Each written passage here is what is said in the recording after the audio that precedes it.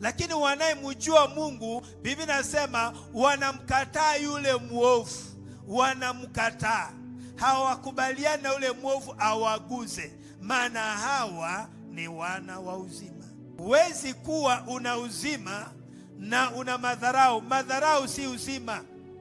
Kiburi si uzima, ina mwenyewe. Kulaumu si uzima, ina mwenyewe. Kuchukia watu si uzima, ina mwenyewe. Na mwenyewe ni yule anayeteseka. Ndio maana ukiwa kwa shetani hawezi kuwa na amani. Biblia inasema hakuna amani kwa anayetenda mabaya. Hakuna, hawezi ipata. Amani inapatikana tu kwa Yesu. Yesu pekee yake ndiye anapeana amani. Lakini kama huna Yesu, hujamjua, hujamtambua, hujatamani kumjua, hujataka kumjua, hujaamua kumjua, then utafanya yaliyo yako.